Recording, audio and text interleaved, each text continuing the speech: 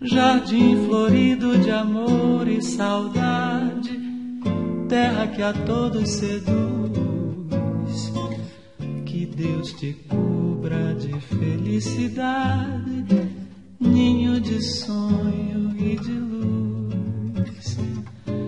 Cidade maravilhosa, cheia de encantos mil, cidade maravilhosa, coração do meu Brasil. A última coisa que eu faria na vida seria começar um documentário com a imagem aérea do Rio de Janeiro ao som de Cidade Maravilhosa. Mas o dia chegou.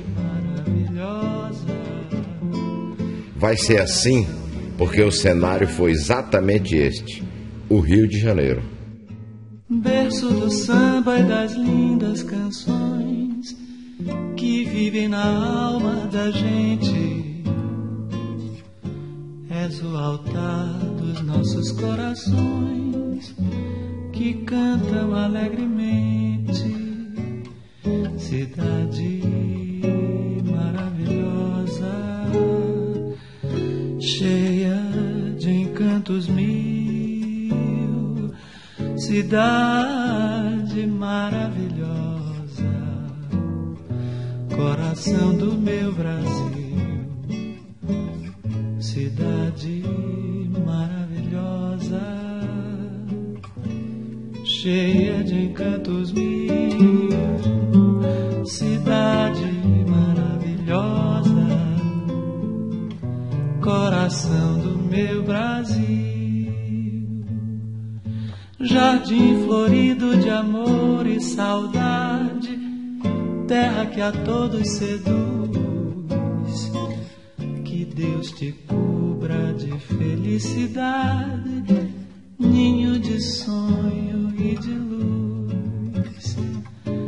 Cidade maravilhosa. Quem um dia resolveu sair de casa, termina fazendo a si mesmo, cedo ou tarde, a pergunta fatal: o que diabos vim fazer aqui no estrangeiro? Não tenho resposta, nunca terei. Mas sei que saí do Recife para desembarcar em terra estrangeira, o Rio de Janeiro, com o meu velho gravador. Missão principal: fazer perguntas aos outros. É pouco, é pouquíssimo, mas é uma boa maneira de cumprir uma das tarefas do jornalismo: produzir memória. Darcy Ribeiro estava em Copacabana. Falava do Brasil e da vida como se fosse um guerreiro apaixonado. Estou sempre pensando no que fazer. Não há coisa pior do que a inteligência infecunda. A coisa que me dói muito é o sentimento de ver jovens sem esperança no Brasil. Um jovem dizer que o Brasil não é viável me ofende. Isso aqui é um pedaço muito bonito da humanidade, não só o Brasil como a América Latina. Eu me orgulho muito de estar 40 anos lutando pelos índios. Os índios não foram salvos, mas eu detestaria estar no lugar dos que estão oprimindo os índios. Eu estou do lado de cá. Toda a minha vida eu luto por uma reforma agrária. Fracassei. Ganhou o latifúndio, mas eu prefiro estar do lado de cá. Eu lutei a minha vida inteira por uma escola pública como o CIEPS. É um fracasso, mas eu prefiro estar na minha postura que estar na dele de negar a educação ao povo. O que dá dignidade à minha vida, o que me dá esqueleto moral, como alma, como espírito, é que eu sou um combatente. Eu posso pedir demissão de ser brasileiro? Continuo com o meu desejo de ser imperador do Brasil. Adoro viver, adoro comer, adoro amar, adoro escrever. Com câncer, eu tive perigo de morrer. Fiquei muito assustado, morrer é uma pena. Todo mundo ia ficar órfão de mim. Não merecia morrer, devia ser eterno. Nelson Rodrigues foi encontrar no Leme. Não se conformava com a ausência de pontos de exclamação nas manchetes dos jornais modernos. Dizia que a vida precisava desesperadamente de um toque dramático. A nossa realidade, muito pobre, muito vazia, com certo apelo dramático. Ninguém quer morrer, ninguém quer suicidar. Havia, no princípio da minha infância, o pacto de morte. Havia sujeitos que chamavam tanto que já não suportava no próprio amor. O que é que fazia ele? ele procura o suicídio, o pacto do suicídio. O lindo era a vontade, o encanto que esse par de amorosos, eles se matavam, de idiota da objetividade, retiro fundamental. É falta de complexidade. O sujeito que diz só a coisa certa ou aparentemente certa e não vê que todo fato tem uma aura. O fato só em si mesmo é uma boa droga. Um antigo jornalista permitia, por exemplo, que você fosse fazer um incêndio levando uma casa de passo a gaiola e metesse a gaiola lá num certo ponto da casa. Mas nós, que não era idiota da objetividade, terminava dizendo, morreu cantando. Esse canário fez um sucesso tremendo. O sujeito queria uma vala especial para o canário, o nosso querido cantor. Era lindo jornalismo, era mais ou menos assim. Carlos Drummond de Andrade dava a chave para que se entendesse por que ele fazia poesia. Ele que escrevera: "À sombra do mundo errado, murmuraste um protesto tímido." Não tive um projeto de vida literária. As coisas foram acontecendo ao sabor da inspiração, do acaso. Não houve nenhuma programação. Não tendo tido nenhuma ambição literária, eu fui mais poeta pelo desejo, pela necessidade de exprimir sensações e emoções que me perturbavam o espírito, que me causavam angústia. Fiz da minha poesia um sofá de analista. Essa é a minha definição do meu fazer poético. Não tem a menor pretensão de ser eterno, pelo contrário. Eu tenho a impressão que daqui a 20 anos, que eu já lá no cemitério São João Batista, ninguém vai falar em mim e graças a Deus, o que eu quero é paz. João Cabral de Melo Neto dizia que tinha horror à música. Eu não tenho nenhum ouvido musical. Você toca uma música conhecidíssima aqui, eu não distingo uma de outra. Desde menino, eu era desentoado. Eu me lembro que no coro do Colégio Marista, mandavam dizer que fizesse que estava cantando, mas não cantasse. Tudo que saía desentoado. Eu tenho a impressão que o que estragou um possível gosto meu pela música foi a música religiosa que me era imposto de menino e de adolescente. Isso estragou até minha capacidade de atenção. Morte de Severino foi um poema que eu escrevi, pedido de Maria Clara Machado. Não trabalhei como eu trabalho outras coisas minhas. É um poema que não me satisfaz. O poema foi muito bem levado para o teatro, na televisão, ficou popular. É um poema em que eu não trabalhei muito porque eu tinha um prazo. O general Ernesto Geisel foi surpreendentemente afável, mas não se dobrou à minha insistência. Por enquanto não dou entrevista, não dou nada sobre o governo. Tenho recusado sistematicamente. Eu responder questionário ou dar entrevista, eu não dou, não. Não é pelo fato de ser você, é como regra, como conduta, porque aí eu fico mal com os outros que são meus amigos, aos quais eu sempre me cozinho, porque eu não quero fugir da linha de conduta que eu tenho adotado. Fernando Sabino dizia o que esperava da vida. Aquilo que eu busco na literatura, eu busco também na vida. Quero ver tudo pela primeira vez. Quero rever. É um ideal do escritor e de todo ser humano ir até o extremo da potencialidade vital, atingir a plenitude da capacidade existencial. Que é um ideal a atingir e tem que ser praticado permanentemente. O escritor será um homem acabado no dia que se sentir realizado. Tenho a impressão que essa luta o acompanha até a morte. O momento da plenitude é o momento que ele morre. Paulo Francis lamentava. Jornalista com marca pessoal estava se acabando. Minha tendência, que é de escrever e discutir, ter opiniões, caiu muito de moda. A tendência hoje é tudo curto, é tudo pequenininho. No período da minha juventude, foi um grande período jornalístico do Carlos Lacerda, do Joel Silveira, Moacir Werneck de Castro, Otávio Mal, Paulo Silveira, gente todos eram pessoas com opiniões definidas, que se expressavam. Estou jogando tendência, estou falando da qualidade. E hoje, na imprensa brasileira, há uma falta grande nisso e, de fato, sou um que vai contra a corrente. Quando bati na porta do apartamento de Joel Silveira, no 6º andar de um edifício da Rua Francisco Sá, perto da fronteira entre Copacabana e Ipanema, eu não imaginava que aquela visita iria se estender por 20 anos. Minha missão ali, na primeira visita, era entrevistar um grande repórter que um dia tinha saído de Sergipe para tentar a vida no Rio de Janeiro, a terra estrangeira de tantos nordestinos. Quando o procurei, já conhecia textos como aquele em que ele descreve um encontro com Getúlio Vargas meses antes do suicídio do presidente. Ou a reportagem em que ele fala do menino morto que viu na Colômbia durante uma revolta popular.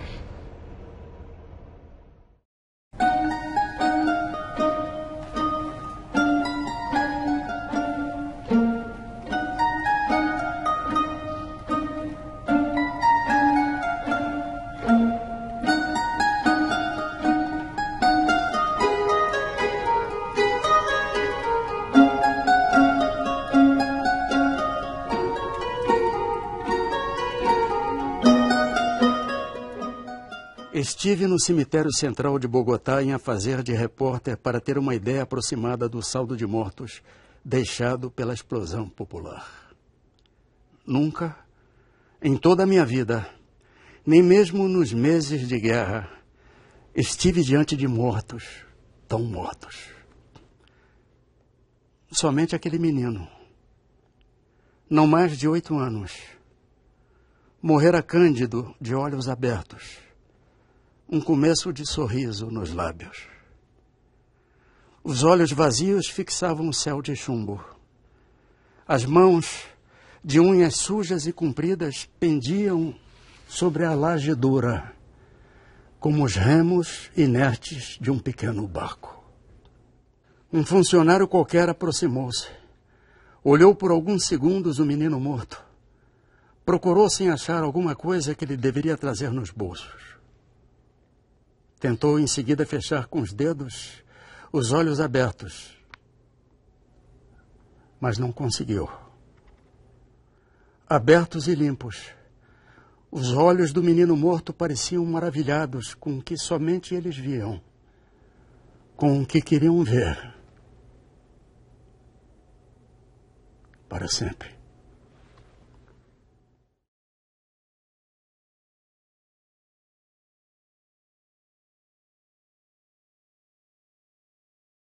Era a primeira vez que eu via Vargas assim tão de perto. Como é pequeno, pensei. Enquanto estirava a mão ao encontro da que ele me estendia, uma mão delicada, quase feminina, de unhas bem tratadas. Eu não queria emprego. Queria uma entrevista. Tirei o papel do bolso. Gostaria que Vossa Excelência respondesse a algumas perguntas. O homenzinho levantou-se, esmagou no cinzeiro de cristal o que restava do charuto e desapareceu por uma porta ao lado que bateu com força. Nem ao menos me estirou a mão. Voltei ao boteco. A vários deles. Durante horas amargando o fel da derrota. Lá para meia-noite, entrei no Danúbio Azul, um bar que não existe mais numa Lapa que também já não existe mais. E lá fiquei até que amanhã me fosse encontrar. Uma das mais radiosas manhãs de abril, já neste mundo surgidas, desde que existem mundo e manhãs de abril.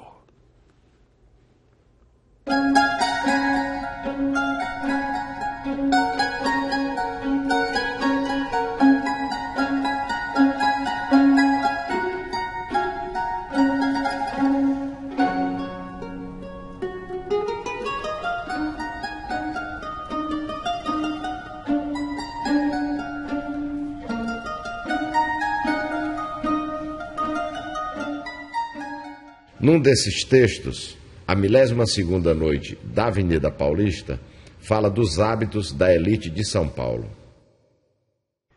Andei esfaimado atrás de um convite para o casamento do conde Francisco Matarazzo Júnior. Nuvem pesada e negra ameaçando um desastre total. foi aquela que caiu 10 dias antes das festas sobre o mundanismo paulista. Em forma de boato terrorista, a nuvem informava que a senhorita Matarazzo havia sido mordida por um cachorrinho de raça. Suspeitava-se que o cachorrinho estava doente. O casamento seria adiado. Como a mais potente das bombas atômicas, a notícia desesperada pôs a estremecer os alicerces da Nagasaki mundana de São Paulo e do Rio de Janeiro. O chefão dos diários e emissoras associados, Assis Chateaubriand, ficou impressionado com o texto. Passou a chamar Joel de a víbora.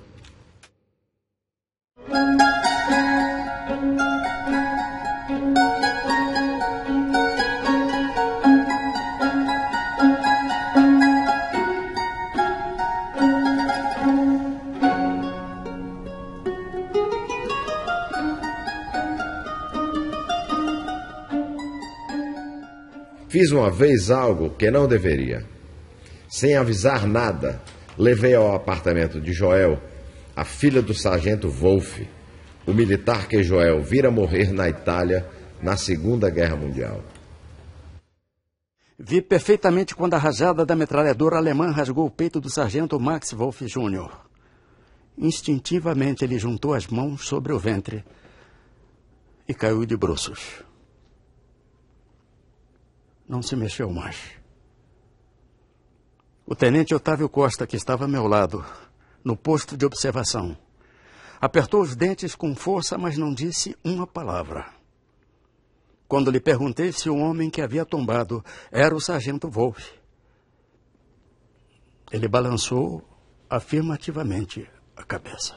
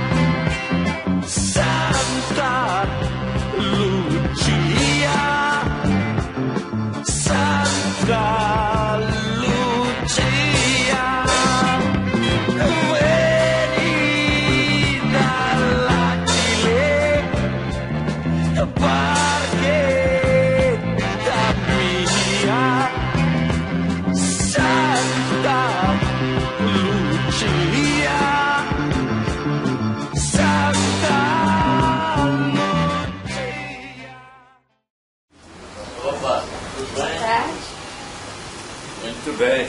Senhor Joel, você viu? Como vai? Tudo bem? É o famoso Genetone. E eu sou Hilda, filha de Max Wolff. Oh, meu bem, que coisa! É um prazer. Poxa vida, que coisa! Olha, você é um filho do Wolff, aquele... É um prazer conhecê-lo. Poxa, tremi nas bases, viu? O pior da guerra é o que ela vai deixando por onde passa. A retaguarda, às vezes, é mais horrorosa do que a guerra propriamente dita, porque a retaguarda é a subversão de todos os valores, né? É a fome, a doença, a devastação, a prostituição, aquela coisa horrorosa por onde a guerra passa. Isso é que é terrível, ainda é mais pungente do que a guerra propriamente dita, né? A guerra não acrescenta nada, a guerra tira. Por exemplo, para mim, eu acho que a guerra me trouxe pelo menos 10 anos, ou mais. uns 15, porque eu costumo dizer que fui para a guerra com 27, passei lá menos de 10 meses e voltei com 40, completamente maduro, quer dizer, perdi uma porção de anos que eu podia ter ido amadurecendo aos poucos, quando a guerra me amadureceu em 9 meses. Aqui estou eu, sem amigos e sem direção. Então, num lampejo, tudo me pareceu adulto, inclusive eu. Era isto. Tudo amadurecera subitamente. A cidade, a noite, eu, os próprios meninos, numerosos e barulhentos como um enxame de abelhas famintas, que me perseguiam de mãos estendidas, sujos, insistentes, um bando sem fim de pequenos espantalhos. Tudo está maduro, à espera da morte. A partir da primeira entrevista, o caminho do jornalismo, para mim, desembocaria sempre naquela rua de Copacabana.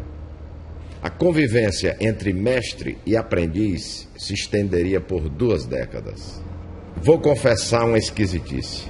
Diante do maior repórter brasileiro, eu me comportava como um entrevistador, nunca como um amigo. Preferia fazer perguntas e, claro, gravar respostas. E assim foi feito.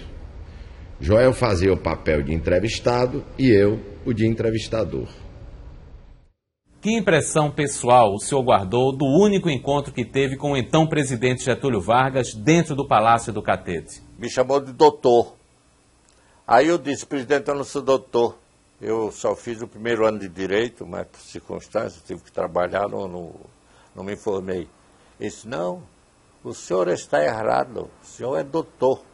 Porque me diziam meus professores de São Leopoldo, os frades, que doutor é quem é douto em alguma coisa. O senhor é douto em jornalismo. Você vê, o homem era terrível, né? Qual foi a confissão mais importante que o senhor ouviu de João Goulart? Bom, na entrevista que eu fiz com ele, logo depois da morte do Getúlio, ele me contou que na véspera, já no final do governo do Getúlio Vargas, o Getúlio, na véspera mesmo, na véspera da morte, do suicídio, o Getúlio entregou ele um envelope e disse, vaza embora daqui, toma um avião e vai para o Rio Grande, e do Rio Grande vai lá para a fronteira, e só abras este envelope quando estiveres lá. O Jango botou o envelope dentro do bolso e saiu. Quando no dia seguinte, acordam ele, um amigo, Souza Naves, telefona às 8 horas da manhã, para dar notícia de que o Getúlio tinha se matado, suicidado. Foi aí que ele se lembrou do envelope do Getúlio, né? Que ainda estava no bolso dele. Ele abriu, era a carta-testamento, uma cópia da carta-testamento do Getúlio. Jânio Quadros, com quem o senhor viajou para a Europa meses antes da posse, era inteligente, mas louco, como dizia o general Figueiredo? Em absoluto. Eu conheci realmente Jânio Quadros, como ele realmente era, exatamente nessa viagem. Porque o que eu conhecia do Jânio Quadros era o Jânio Quadros dos comícios.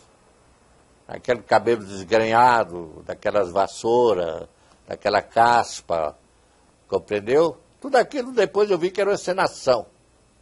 Porque quando eu me encontrei com ele no bar do Aragon, do navio Aragon, logo no dia seguinte, o navio saiu de Las Palmas para Londres, o que me apareceu no bar foi um Jânio Quadros elegantíssimo, muito bem vestido, muito bem penteado, com lavanda inglesa, cheirando, e uma conversa inteligentíssima, sobre isso ninguém tem dúvida, que ele era brilhante, era cativante a conversa de Jânio Quadros, as histórias, com aquele sotaque que não existe, foi invenção dele. Estás com o presidente da República do Brasil. Vai descer comigo. O senhor teve um longo encontro com o ex-presidente Juscelino Kubitschek meses antes do acidente que o matou em 76. Qual é a lembrança mais forte que o senhor guarda dessa conversa? Bom, esse encontro foi mais ou menos uns 2, 3 meses antes dele morrer, desse acidente, que até hoje eu não entendo bem, não aceito. Fiquei conversando na varanda com Dona Sara, uma pessoa muito simpática, muito educada, e falando exatamente sobre isso, os momentos terríveis que o Juscelino tinha passado. Perguntei, mas, Dona Sara, qual foi o pior momento dessa fase primeira da Revolução contra o Juscelino, que desvabou todo esse ódio que caiu sobre ele, toda essa raiva, essa coisa. Só já é uma coisa que eu nunca contei isso a ninguém, vou contar a você. Eu fiquei quase um mês sem ver o Juscelino. Sabia que ele estava preso no forte lá em Niterói, mas não conseguia ver, nem era recebido. Mas finalmente consegui. Por interview de um amigo meu, fui ver o Juscelino. Quando eu cheguei lá, me deu um choque tremendo, porque não era o Juscelino. Como ele pintava o cabelo, e pintava diariamente aquele cabelo para ficar preto, um dos castigos que os militares deram a ele foi não fornecer a tinta. Então o cabelo dele estava assim, cor de palha, uma cor indistinta, estava irreconhecível. Entendeu? Isso me chocou profundamente, me deixou profundamente chocada.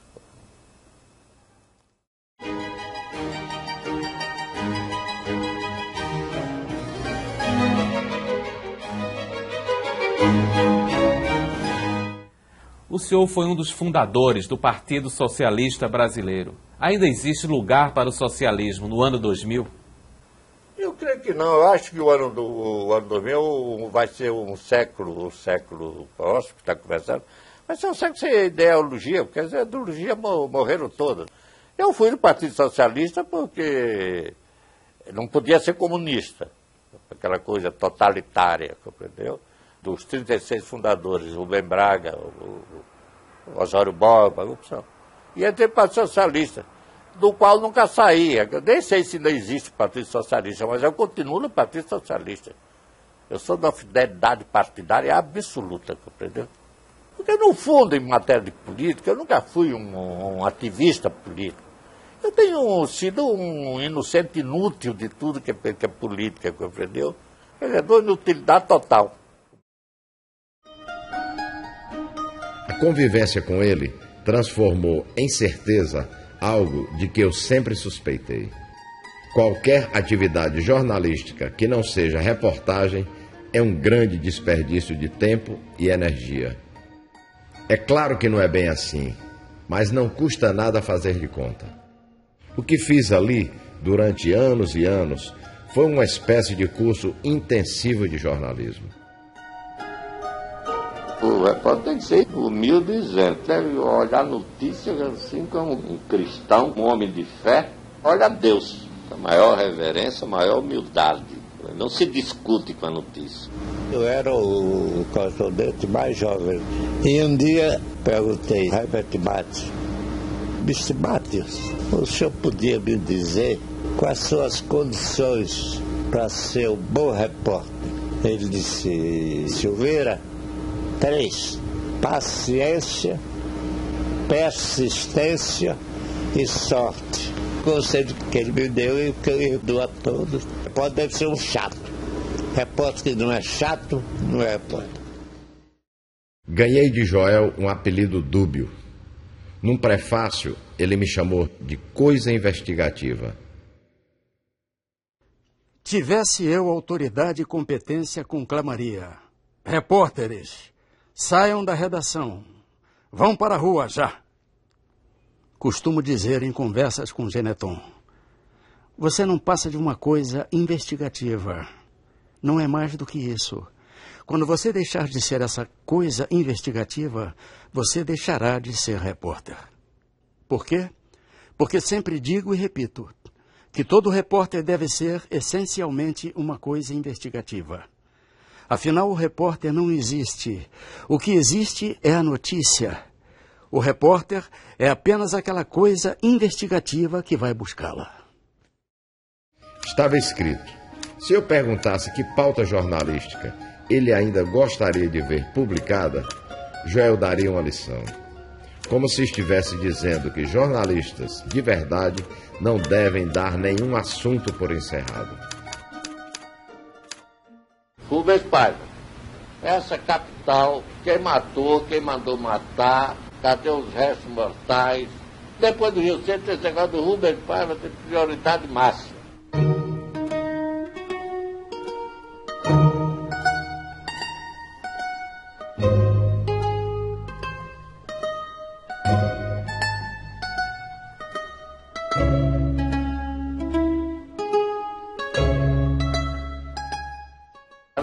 Mal contado, não tem nenhum motivo para se enforcar, de jeito nenhum.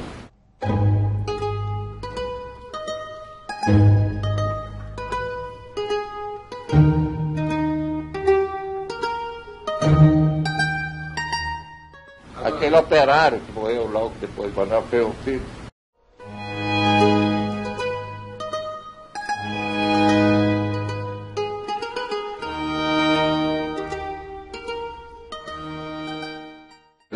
Qual era a intenção verdadeira? Era causar um massacre, uma chacina, ou era dar um susto? É evidente que era para causar uma chacina.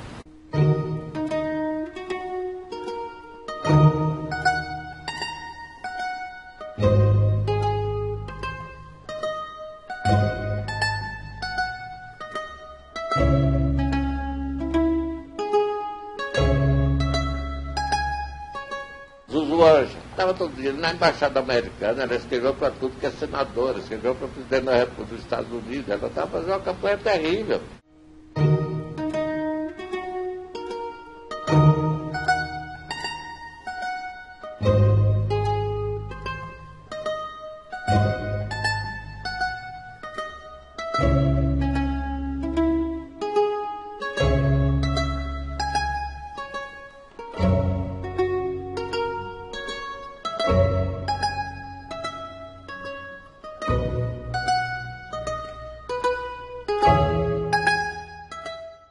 A morte do Juscelino, a mim não me convenceu. Foi verdadeira história. O chofer era excelente, o automóvel era ótimo.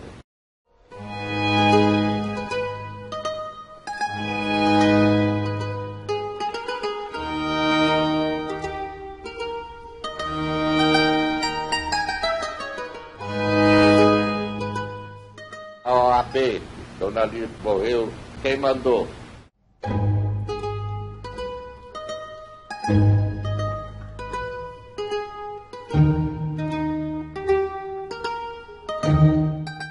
O Lamarca, como foi morto? Como é que ele chegou ali? Traído por quem?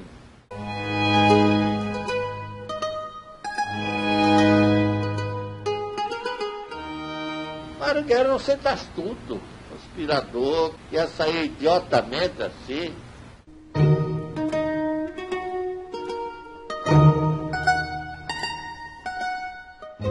Já que começou, vamos uma coisa, dava uma série fantástica.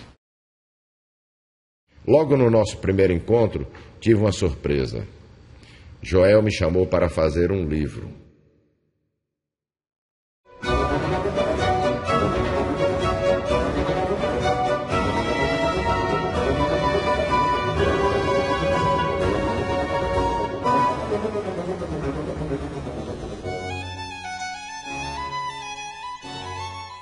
Aqui no Rio, por exemplo, havia um jornal pago pela Embaixada Alemã, chamado Meio Dia. Era um jornal muito bem feito.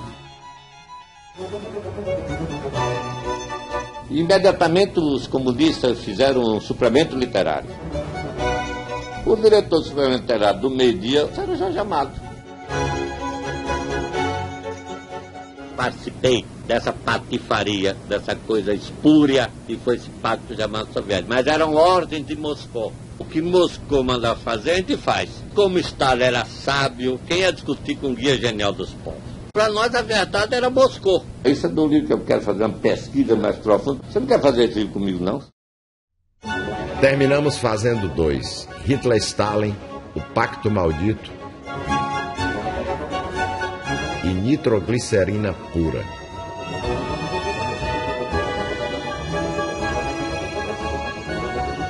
Mas a maior lição talvez tenha sido esta, a de que ninguém deve se levar a sério, especialmente nós, jornalistas. Como todo palhaço velho, sempre sonhei em ver o circo pegar fogo. Acho que vou conseguir. Além dos ricos, só os ingênuos e os débeis mentais continuam a acreditar que Deus é brasileiro.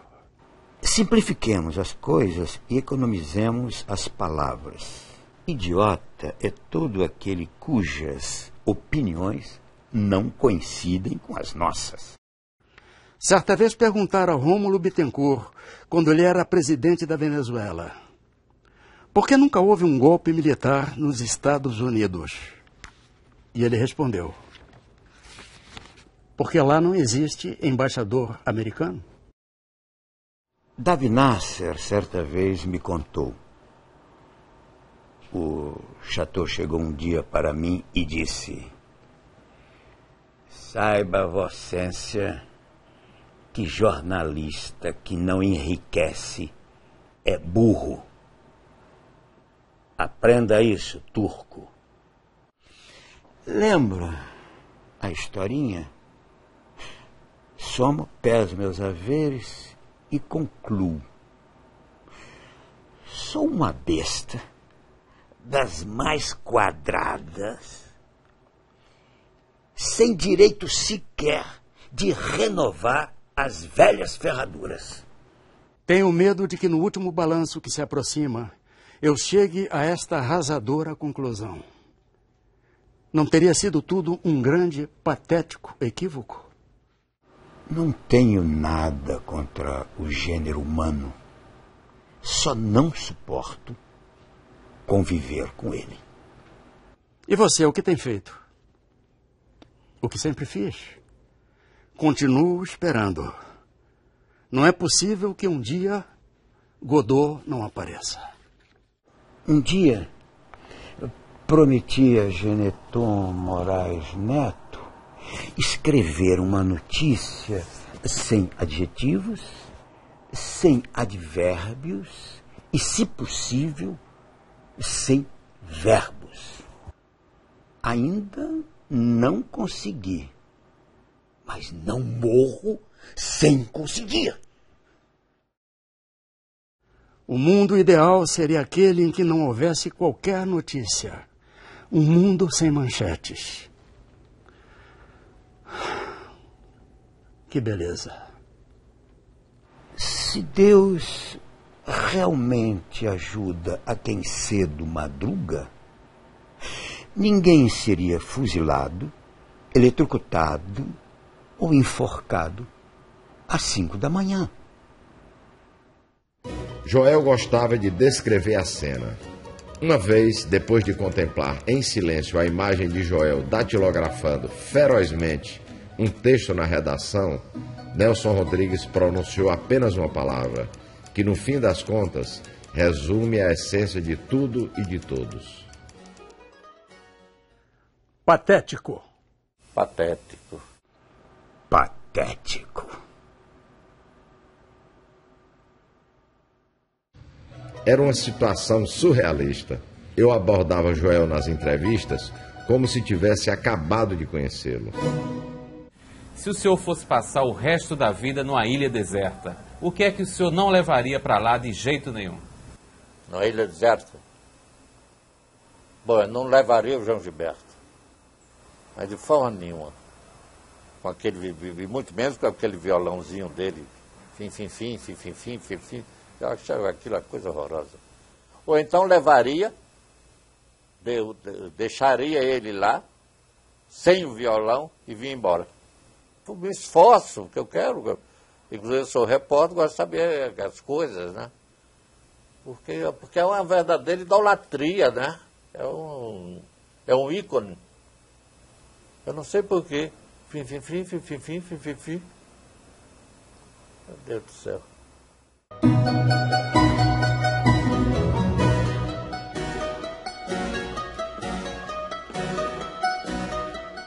Estou Adolfo me mandou a Jerusalém. Ele me disse assim, quando chegar em Jerusalém, faça um bilhetinho, bote no muro das lamentações, faça um pedido, você vai ser atendido. Pode apostar. Eu fiz. Adolfo me deu aumento. Quando eu voltei, eu disse, fez o pedido? Fiz. Espero ser atendido. O que você pediu? Eu pedi para você me aumentar. Aí eu não podia voltar atrás. Que figura pública consegue irritar o senhor hoje? O presidente, o nosso querido presidente Fernando Henrique Cardoso. Isso é uma coisa terrível, isso aparece mais na televisão do que o anúncio da Coca-Cola, né? Fala.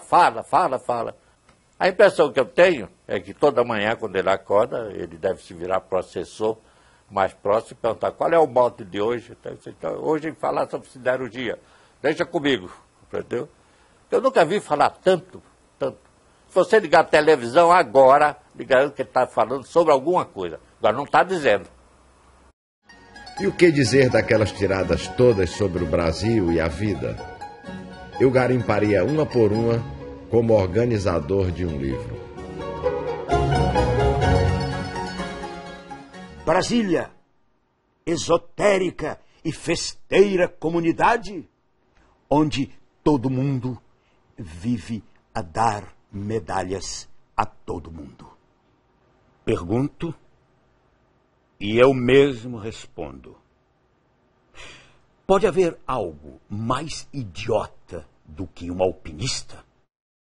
Não pode. Vamos deixar de ilusões e cair na real. A capital do Brasil não é Brasília, é Ceilândia.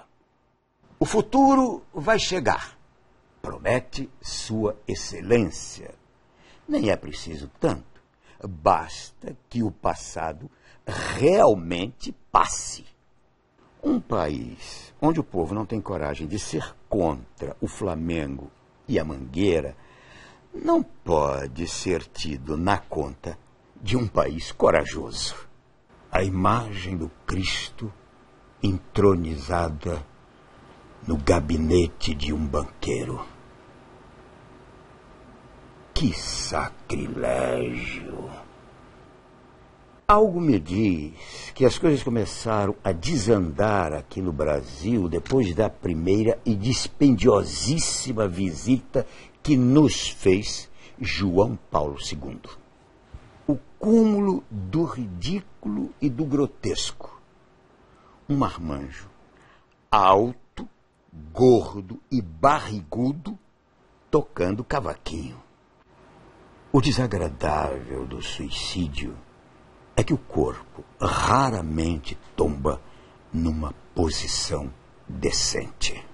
Dos 500 anos que o Brasil viveu, pelo menos 200 passaram em branco.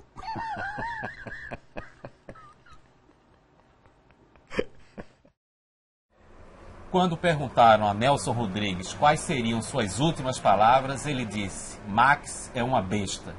E as últimas palavras de Joel Silveira, quais seriam? Eu diria que Nelson Rodrigues era uma besta.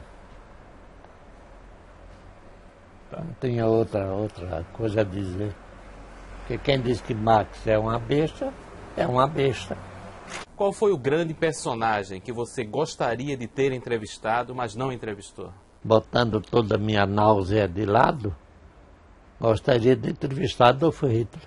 Eu diria a Hitler o seguinte: você devia ter insistido mais na sua pintura. O mundo teria ganho um artista, embora medíocre, mas teria se livrado de um tirano genocida, como é o seu caso. Não só seria as últimas palavras, mas também meu epitáfio. Imediatamente ele não andaria a fuzilar, é claro. Quando me perguntam se eu tinha medo na guerra, claro que eu tinha medo 24 horas por dia, medo de levar uma bala mesmo, de pisar numa mina. Você que vai para a guerra dizer que não tem medo é um potrão. Numa guerra você tem muito cuidado com o valentão, que bota tudo a perder. Você querer ganhar uma medalha e ganhar a guerra sozinho. Quem ganhar a guerra sozinho é bomba atômica. Se você fosse escrever uma autobiografia, qual é o fato vexaminoso que você faria questão de esconder? Bom, foi uma entrevista que não houve com Ernest Hemingway. Fui bebendo, mas vou agora. E está ele lá no canto. O garçom previu, é melhor você não ir não, porque ele não gosta que eu conte lá. Ele nem falou com o garçom, só fez assim. O garçom já veio com uma bebida. Disse, agora eu vou. Aí fui no banheiro, compreendeu? Na volta ele tinha ido embora. Mas até hoje eu me arrependo, que eu devia ir, mesmo que ele não me respondesse, me desse um soco, isso aí já era uma notícia. Eu podia me orgulhar hoje, eu sou o único jornalista que levou um tapa do Hemingway, poder entrar na minha biografia, isso, entendeu? Mas foi um fracasso jornalístico. Qual a cena mais grotesca que você já testemunhou na sua vida de repórter? Estavam duas senhoras conversando, duas mineiras, senhoras já cinquentonas. E aí eu ouvi o seguinte diálogo. Uma virou-se para outra e perguntou, fulana, o que é que você achou de tá achando de Paris? Aí a outra respondeu, bom, muito bonita, realmente uma cidade muito bonita. Claro, não é a nossa Juiz de Fora. Eu achei isso do negócio, morri de rir. Por que é que o grande cronista Rubem Braga se recusou a assistir a um concerto de orquestra sinfônica com você? Ele não se recusou, ele foi expulso. O Braga tinha suas esquisitices. Um dele me disse, eu não posso ouvir violino porque me dá uma tosse desgraçada. Mal a mulher tira o primeiro som do violino, ele começou. Aí começou a fazer pss, pss, e ele, quanto mais pss, mais ele tossia. Até que ele viu que não podia, foi embora. Joel dizia que se houvesse justiça no mundo, os nomes dos repórteres deveriam vir sempre acima do nome dos donos dos jornais. Para mim, a hierarquia no jornal é o seguinte: primeiro, o repórter, depois o papel, a tinta, que é a rotativa. Em quarto lugar, vem o editor. Depois vem o diretor financeiro, para pagar. O diretor de publicidade, também importantíssimo, é que dá o dinheiro para o diretor financeiro. E lá, no final, o dono. Qualquer pretexto era suficiente para justificar nossas entrevistas. Planejamos um livro com estas conversas. Já tínhamos até escolhido o título, Diálogos com o Último Dinossauro. Eu sabia. Se eu pedisse que falasse de Graciliano Ramos, ele iria contar uma cena que para ele foi inesquecível.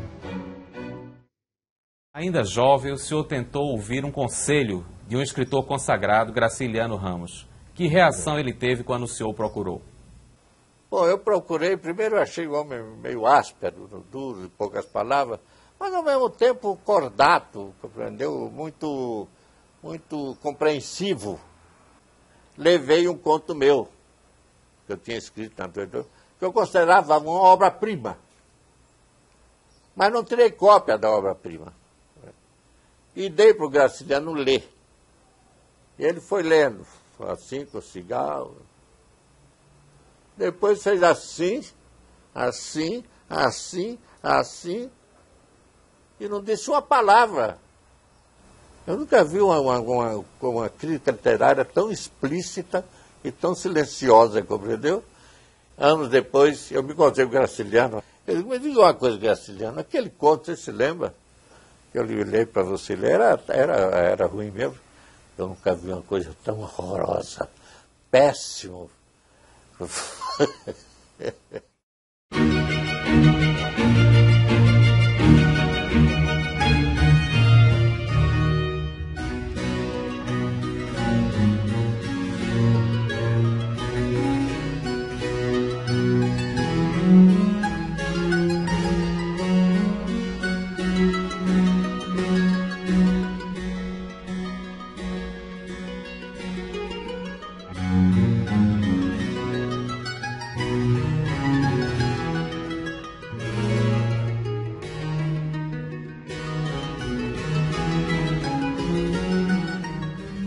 Dizia Graciliano que o escritor devia ser como as lavadeiras do Rio Paraíba. Jogava, enxugava. Quando não saísse uma gota, aí publicava. E você vê que Graciliano fala que não tem uma palavra de mais, nem de menos, aquela coisa seca, mas uma prosa exemplar. O senhor teve a chance de conhecer pessoalmente 3 papas. O que é que o senhor conversou com eles? Bom, eu conheci 2 cardeais que seriam papas. O Montini, que viria a ser o Paulo VI, que era cardeal em Milão, e o cardeal de Veneza, que viria a ser o João XXIII, era o simpaticão todo. O primeiro, uma seta, frio, distante, respondendo as coisas com uma voz muito baixa. E o segundo, muito exuberante, o João XXIII, compreendeu? Contando coisas, e falando, parecia que ele não queria falar, compreendeu? Tal. Mas antes conheci o Papa, durante a guerra, o Pio XII, o Pacelli. Então ficou lá todo mundo fardado, cobriu uma farda, tudo.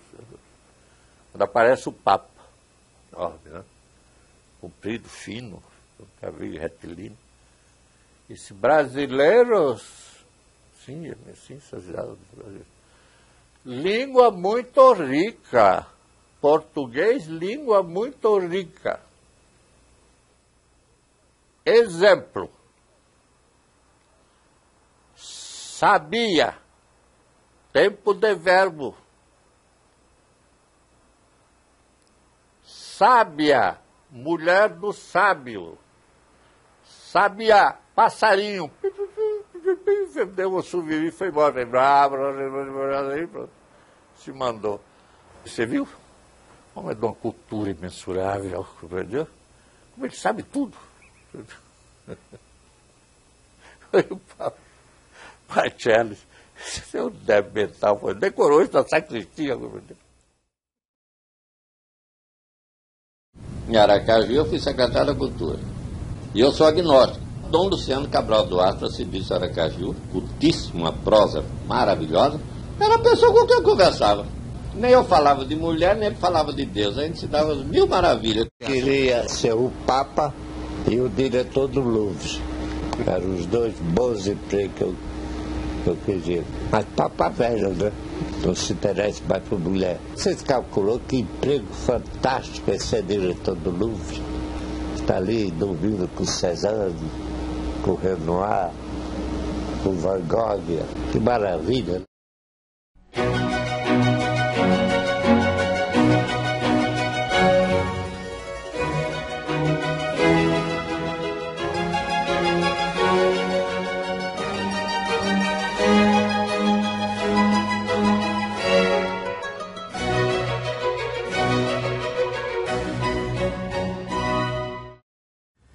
O senhor, que sempre foi um jornalista combativo, já ocupou cargos no governo? Já. Quando o Jânio Quadros foi eleito, logo depois, uns 15 dias depois da posse dele, me telefona de Brasília o Zé Aparecido Oliveira, que eu sou muito amigo há muito tempo, desde antes de Jânio Quadros. E diz, olha, com aquele jeito imperativo do Zé Aparecido, né? Você foi nomeado Conselho Fiscal da Companhia Nacional de Álcalis. Assuma amanhã, imediatamente, logo. Eu disse, Aparecido, mas me permita 2 perguntas, pelo menos, mas depressa, que eu estou muito o que fazer. Primeiro que tudo, que é Álcalis? Eu não sei o que é Álcalis. E segundo, quanto é que eu vou ganhar? Então, essas 2 perguntas são impertinentes, não merecem resposta. Assuma. E aí eu assumi, cara.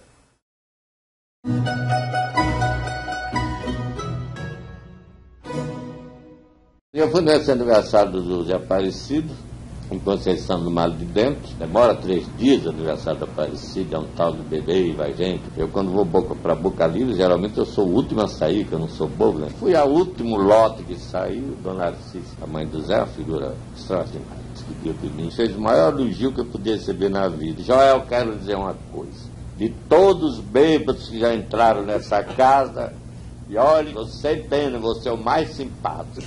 É um grande elogio que eu recebi da minha vida. Se o senhor fosse escrever um artigo sobre Joel Silveira, qual seria a primeira frase? Eu resumiria minha vida numa frase. Eu vi a banda passar. Porque eu tenho feito toda a minha vida vendo quantas bandas já passaram dentro da minha janela.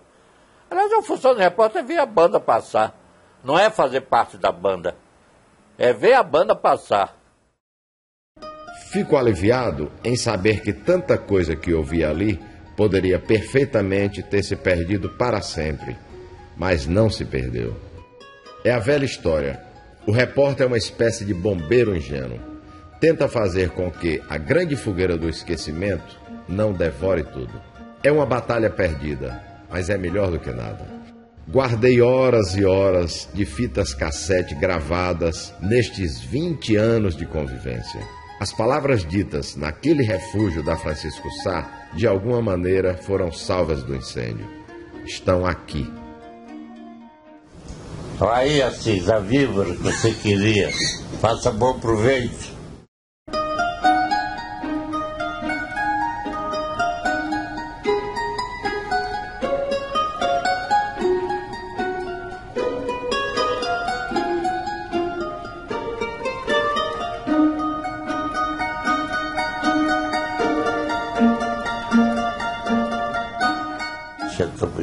Levantou-se de branco.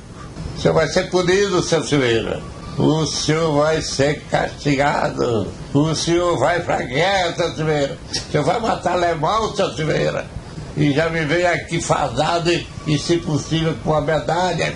Naquele tempo, já havia uma disputa dentro dos associados para saber quem ia como correspondente para a Itália. Nunca me ocorreu. Eu também tinha repórteres excelentes, inclusive o próprio Carlatero. Tinha o Davilácia, tinha o Edmar Morel, tinha outros. Não seria eu que ia a pretensão de nem pensar.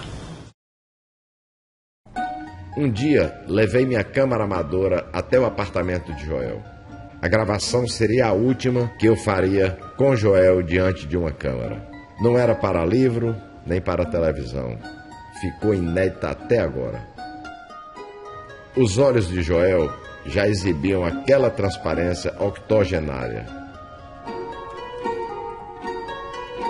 O cinegrafista Lúcio Rodrigues registrou a conversa.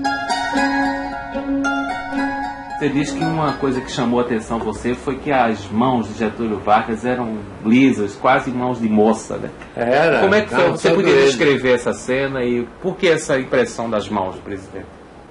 Porque quando eu apertei eu vi, né? Essa é mão de moça lisa, as unhas bem tratadas, todo de branco, entendeu? Ele se cuidava muito, né? O Getúlio, bem penteado. Aí, quando eu apertei a mão, ele não chegou a apertar a mão, escorregou a minha, entendeu? E a sensação que ele deu foi essa, de limpeza exterior. Não, interior também. O Getúlio era o ditador, não tem dúvida nenhuma, mas era um homem pessoalmente honesto. Assim que morreu pobre. Você fez uma viagem de navio para a Europa com Jânio Quadros. Isso. A imagem pública de Jânio Quadros corresponde à realidade ou aquilo foi o personagem que ele criou? É o personagem que ele criou. Um dia ele desce, compreendeu? E vem com Dona Eloá e a mãe. E sentou-se na mesa para jantar, que eu paguei. Virou-se para ele. Eloá já conhece. Eu conheci essa Dona Eloá, que já era uma simpatia. É minha mãe, que está com câncer irreversível. Porque você sabia o que é que eu pude dizer? Tomar o cassete que passa, entendeu? Uma aspirina. Não sabia o que dizer, que assim está. O Chateaubriand aqui para nós era um gangster. Entendeu? Ele, fato por dele, ele fazia tudo. Mas no que me diz respeito, de uma simpatia extraordinária, né? Compreendeu? Me tratou muito bem. Seu Silveiro, o senhor é um terrível, seu Silveiro. O senhor é uma víbora, seu Silveiro. Não precisa, cara, se apropriar. Tocador de cavaquinho, qual é o problema? Não sei, eu acho ridículo, 109, gordo, com cavaquinho, pipim. Acho isso um negócio caricato, né? Se tu gordo grande, devia tocar no mínimo baixo, né? Você quer cavaquinho? Qual foi a mania mais esquisita que você notou em uma dessas grandes figuras? Bom, duas manias. Uma era do Gilberto Freire. Gilberto Freire tinha a mania de toda pessoa que visitava ele na República tem que provar antes um licor. Que dizia que aquele licor era um mistério, que só ele e as freiras tinham a receita. Tinha que provar o licor. O licor era horroroso. Depois podia beber uísque, mas primeiro tinha que beber licor. E um dia o Braga era muito mal educado, você sabe. Não tinha modos. Um dia vai visitar o Gilberto e eu dar o licor pro Braga. Gilberto, seu porcaria. Vou beber essa porcaria de jeito nenhum, você não tem uísque. Você diz que envelheceu alguns anos, nos meses que você ficou na guerra da Itália. Você ainda tem essa sensação até hoje? 27 anos tenho. A guerra você tirou o resto de inocência que você ainda tinha, né? Tira e não devolve, né? Você andou dizendo que se considerava o homem mais solitário do Brasil. Por quê? É que eu me desliguei do mundo, né? Foi dessa doença assim, não é mais nada. Estou há 3 anos sem sair de casa, né? Entendeu? Perdi conta. Primeiro meus amigos todos morreram. Todos. Só falta morrer os aparecidos, que ela está muito doente. Eu não tenho mais com quem conversar. Você quando aparece por aqui. Eu somos sozinhos. Entendeu? A minha vantagem é que eu sonho muito, né? Eu sonho, dá uma cochilada, eu sonho. Entendeu? Porque eu tenho a impressão que a pessoa que passou a noite sem sonho jogou a noite fora. A razão de você dormir não é descansar, é sonhar. No meu entender. Quando eu não sonho de noite, eu digo, alguma coisa aconteceu com essa noite, eu não sonhei. Qual foi o melhor sonho que você teve ultimamente? Tenho vários. Tenho um sonho que eu só um psicanalista poderia explicar. Esse sonho se repete sempre. É uma coisa terrível. Eu estou sempre andando vou visitar, por exemplo, você. Muito bem, na volta eu não sei o caminho que tomar. Entro pela rua errada, entro num beco, não é aqui, mas peraí, o caminho não é esse. Quer dizer, nunca consigo encontrar o caminho de volta.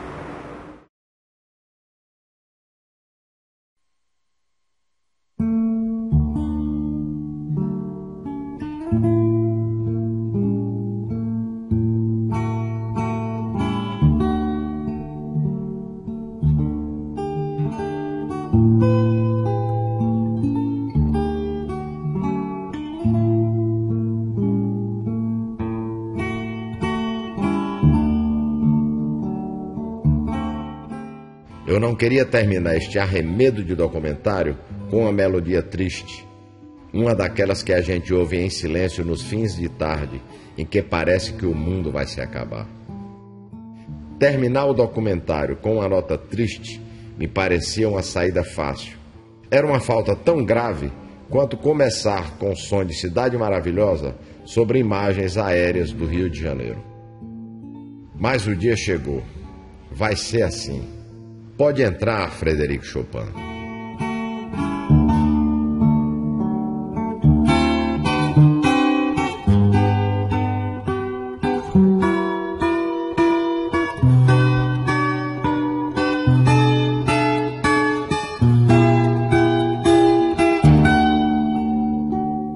A filha de Joel, Elizabeth, me pediu que eu fosse recolher umas caixas com correspondências e documentos que tinham ficado no apartamento já quase vazio. Peguei a chave com a vizinha. Eu me lembro de que era um domingo de sol escandaloso no Rio de Janeiro. Gravei com minha câmera o que seriam as últimas cenas dessa história. Quantas e quantas vezes eu não tinha feito aquele caminho pelas esquinas de Copacabana e Ipanema.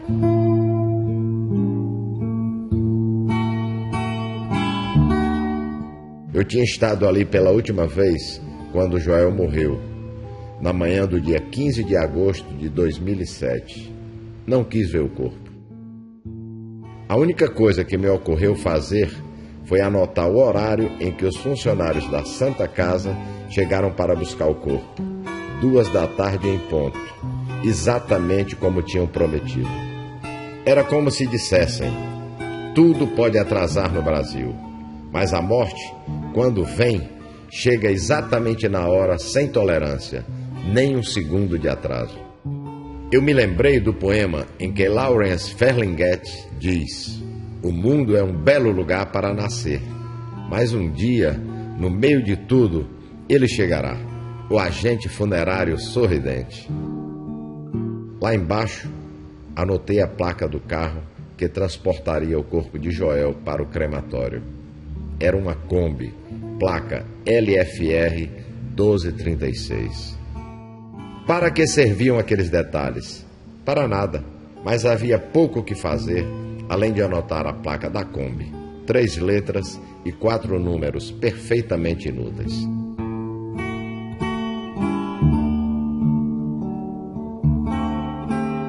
Um dia depois, às 3h41 da tarde, o corpo foi cremado no cemitério do Caju.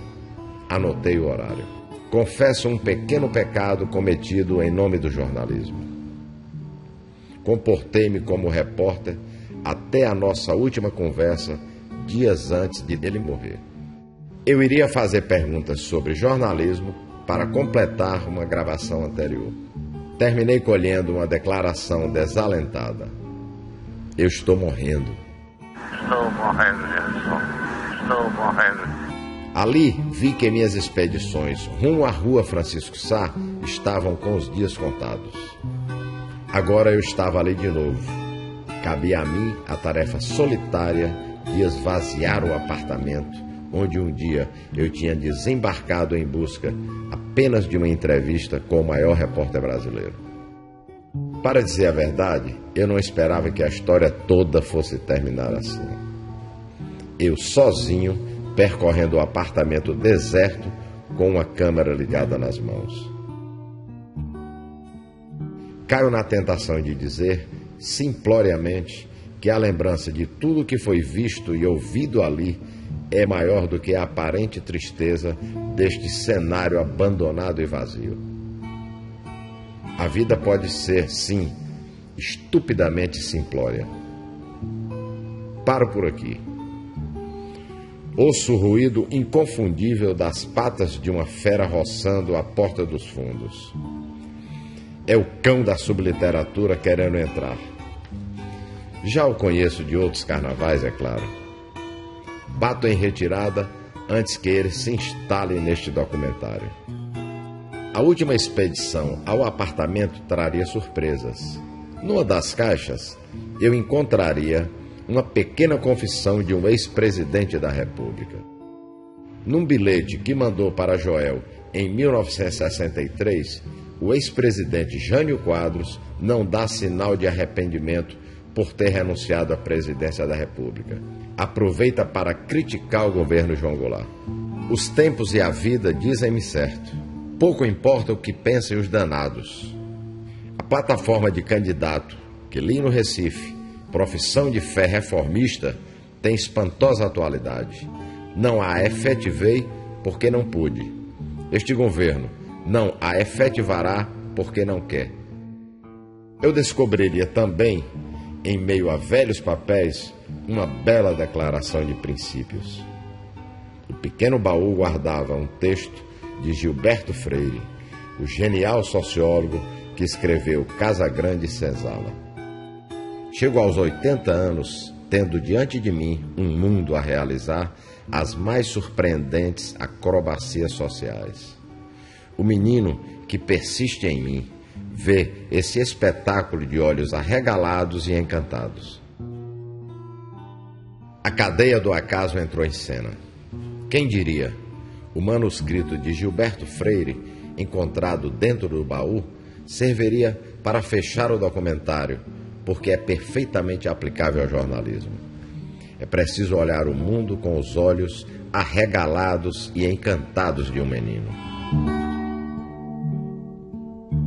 Fazer jornalismo é sim olhar os fatos, os personagens e as histórias com os olhos espantados, como os de uma criança que estivesse descobrindo as maravilhas e os horrores do mundo. Somente assim o jornalismo será vívido, interessante, inquieto, não o monstro burocrático, chato e cinzento que nos assusta tanto. O que eu queria era evitar que o que foi dito naquelas tardes imensas se perdesse no ar. É claro que tudo se perde, mas pelo menos estas gravações, estas imagens, estas fotos teriam o poder de adiar o esquecimento. Nem que fosse durante o breve tempo de uma sessão de cinema. Os 90 minutos que, ilusoriamente, nos salvam do abismo.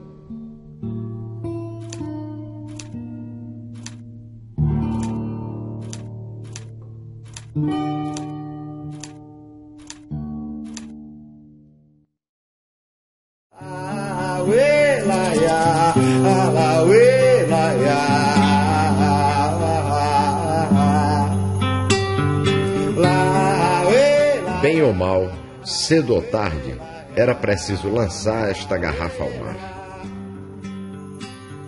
E é o que estou fazendo agora. É o que a gente passa a vida inteira fazendo. Lançar garrafas ao mar. Na esperança e na ilusão de que um dia apareça um destinatário qualquer, lá do outro lado, na praia deserta.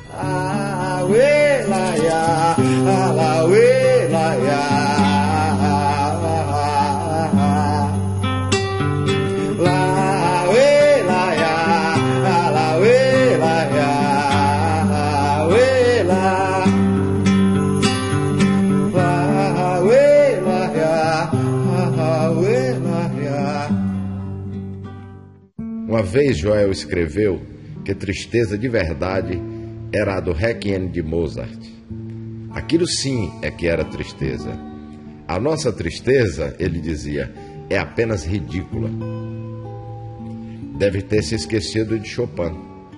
O que Joel diria se ouvisse agora a tristeza de Chopin sobre as imagens do apartamento vazio? Talvez repetisse o que escreveu numa crônica. Vou aos poucos fazendo do mundo um casarão que nunca será construído de todo, que já nasce velho e sem conforto. Não é como aqueles casarões da infância, onde o sol do quintal incendeia bananeiras e laranjais. É um outro, bem diferente. Soturnamente diferente. Há corredores sem fim, por onde o vento viciado corre como por um túnel e em cujas paredes dormem quadros que ninguém mais olha. Lá existe, no salão maior, um piano que ninguém mais toca.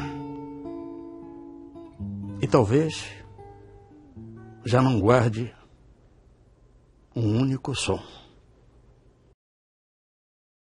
Ou quem sabe ele passaria em revista o caminho desde os tempos em que resolveu deixar para trás o Rio São Francisco para desembarcar no Rio de Janeiro. Poderia vencer a tentação do desalento e repetir. Deveria ter feito mais concessões e remado menos contra a maré? A resposta a que eu mesmo ia me dar e a que eu queria ouvir me chega lá de dentro da noite no inesperado canto de galo que me diz: não, não, não. Riacho do navio corre pro Pajeú. O rio Pajeú vai despejar no São Francisco. O rio São Francisco vai bater no meio do mar. O rio São Francisco vai bater no meio do mar. Se eu fosse um peixe, ao contrário do rio, nadava contra as águas e nesse desafio saía lá do mar pro riacho do navio. Eu ia direitinho pro riacho do navio pra ver o meu brejinho, fazer umas caçadas, ver as pegas de boi, andar nas vaquejadas, dormir ao som do chocalho e acordar na passarada. Sem rádio, sem notícia das terras civilizadas.